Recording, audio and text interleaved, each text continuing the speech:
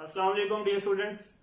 Aspire college member के इस platform से मैं आप सब स्टूडेंट्स को बीएस मैथमेटिक्स की इस क्लास में वेलकम कहता हूं। आज इस क्लास में हम जिस कोर्स के बारे में इंट्रोडक्टरी लेक्चर पढ़ने वाले हैं वो कोर्स है plane curves and analytical geometry. ये आपके सेमेस्टर 2 में मैथमेटिक्स का कंपलसरी कोर्स है। इसके अलावा एक और कोर्स भी है जिसका नाम है इंट्रोडक्शन टू डायनामिक्स। उसके बारे में हम एक और लेक्चर में बात करेंगे। आज इस लेक्चर में हम बात करने वाले हैं plane curves and analytical geometry में। आपके इस कोर्स में टोटल 3 चैप्टर्स हैं, जिनमें चैप्टर नंबर 1 है plane analytical geometry, application of integration and introduction to analytical geometry. हम ये कोशिश करेंगे कि मिड टर्म से पहले प्लेन एनालिटिकल ज्योमेट्री और एप्लीकेशन ऑफ इंटीग्रेशन को पढ़ लें और फाइनल टर्म के लिए आपके पास सिर्फ एक चैप्टर बचेगा which is introduction to analytical geometry. और फिर आपके पास कम से कम इतना टाइम जरूर होगा कि आप इन तीनों चैप्टर्स को एक बार रिवाइज कर सकें। तो सबसे पहले हम चैप्टर शुरू करेंगे प्लेन एनालिटिकल ज्योमेट्री, और इस कोर्स को कवर करने के लिए हम जो किताब यूज करेंगे वो किताब है थॉमस कैलकुलस एडिशन 11। इसके अलावा हम कुछ टॉपिक्स एंटन की किताब से भी लेंगे, तो आपके पास ये दोनों बुक्स मौजूद होना जरूरी है। इससे प्रीवियस सेमेस्टर में आपने कैलकुलस 1 पढ़ा था, तो मुझे उम्मीद है कि आपने कैलकुलस 1 पढ़ने के दौरान थॉमस कैलकुलस का भी मुताला जरूर किया होगा। तो प्लेन एनालिटिकल ज्योमेट्री के बारे में अगर हम बात करें तो इसमें हम टोटल 6 टॉपिक्स को कवर करने वाले हैं, जिनमें सबसे पहला टॉपिक है conic sections and quadratic equations. जी तो स्टूडेंट्स, कॉनिक सेक्शन का इससे पहले आपको मालूम है, आपने इंटर चैप्टर नंबर 6 में इसको पढ़ा होगा। तो हम कॉनिक सेक्शन को थोड़ा सा एक्सटेंड करेंगे यहाँ पे और उसकी प्रॉपर्टीज को डिफाइन करेंगे क्वाड्रेटिक इक्वेशंस में।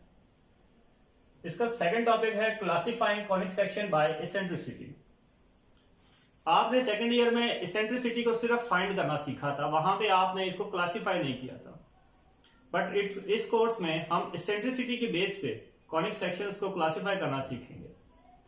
नेक्स्ट हमारे पास टॉपिक है translational and rotation of axis. अब translational and rotation of axis में, जैसे कि नाम से ही जाहिर हो रहा है कि एक्सिस वो कौन सा एक्सिस है जिस पे कॉनिक सेक्शंस क्या करेगा, रोटेट करेगा। आपने वो एंगल फाइंड आउट करना होगा इस टॉपिक में। नेक्स्ट हम मूव करते हैं properties of circle, parabola, ellipse, hyperbola. तो इन प्रॉपर्टीज के बारे में आपको ऑलरेडी मालूम भी है कि सर्कल की क्या प्रॉपर्टीज होती हैं, पैराबोला की क्या होती हैं, एलिप्स की क्या होती हैं, हाइपरबोला की क्या होती हैं। बस यहां पे उसको थोड़ा सा और ज्यादा एक्सप्लेन किया जाएगा। नेक्स्ट हमारे पास है polar coordinates, conic section in polar coordinates. जी तो स्टूडेंट्स, पोलर कोऑर्डिनेट आपके लिए एक न्यू टॉपिक है, बट इंटर में इसका थोड़ा सा इंट्रोडक्शन है। तो यहां पे आप इसे बहुत ही तफसील से पढ़ेंगे कि किस तरह से पोलर कोऑर्डिनेट्स को फाइंड किया जाता है और कॉनिक सेक्शंस को पोलर कोऑर्डिनेट में किस तरह से डिफाइन किया जाएगा। नेक्स्ट है ग्राफिक इन पोलर कोऑर्डिनेट्स, पे पोलर कोऑर्डिनेट्स पे ग्राफ्स किस तरह से बनते हैं।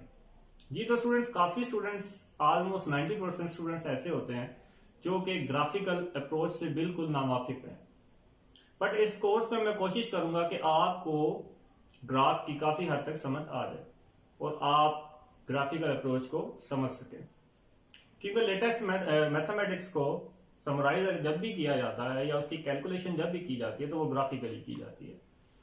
तो मैं आपसे भी यही रिक्वेस्ट करूंगा कि आपने जो आपकी वीकनेस है उसके ऊपर काम करना है। नेक्स्ट हम बात करेंगे टेंजेंट एंड नॉर्मल इक्वेशंस के बारे में। ये आपने ऑलरेडी पढ़ा हुआ है। पीडल इक्वेशन के बारे में, पैरामेट्रिक रिप्रेजेंटेशन ऑफ कर्व के बारे में।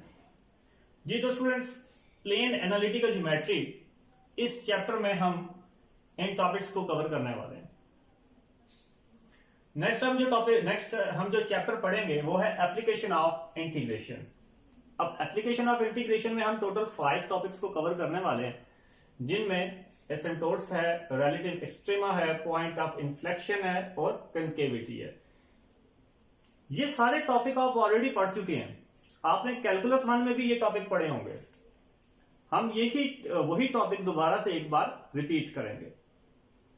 आगे है singular point, tangent at origin, फिर सिंगुलर पॉइंट और टेंजेंट एट ओरिजिन के बारे में पढ़ेंगे। आपने इसके रिलेटेड डेरिवेटिव्स में पढ़ा था इंटर चैप्टर नंबर 2 में, तो यहाँ पे उसे थोड़ा सा एक्सटेंड किया जाएगा। Graphing of Cartesian and polar curve. जी, यहाँ पे आपको ग्राफ्स को ड्रा करना पड़ेगा, और ग्राफ में जैसा कि मैंने पहले कहा ऑलमोस्ट 90% स्टूडेंट्स ऐसे होते हैं जो कि ग्राफ से भागते हैं। तो यहाँ पे आपको मैं कोशिश करूंगा कि आपको ग्राफ सिखाया जाए। एरिया अंडर द कर्व आपने 3.7 एक्सरसाइज में सीखा था। इंटर की 3.7 एक्सरसाइज में आपने area under the curve find out करना सीखा था। Area between the two curves भी आपने वहां पे सीखा था। यकीनन आपने कैलकुलस 1 में भी ये सीखा होगा। आर्क लेंथ एंड इक्वेशन, ये भी आपने कैलकुलस 1 में जरूर पढ़ा होगा। आगे है curvature, radius and centre of curvature. ये टॉपिक्स आपके लिए न्यू हैं, तो इसके बारे में जब हम ये टॉपिक शुरू करेंगे तब आपसे बात करेंगे। आई होप स्टूडेंट्स कि आपको इस इंट्रोडक्टरी लेक्चर में ये पता चल गया होगा कि मिड टर्म से पहले हमने क्या करना है और मिड टर्म के बाद हमने क्या करना है। बस स्टूडेंट्स, यहाँ पे आपके पास क्योंकि सेमेस्टर सिस्टम में आपको साथ साथ मेहनत करनी पड़ती है, तो आपको यहाँ पे साथ साथ हर लेक्चर का काम करना पड़ेगा, और वो काम आपको रेगुलर बेसिस पे मुझे चेक भी करवाना पड़ेगा। तो hope for the best. Allah Hafiz and have a nice day.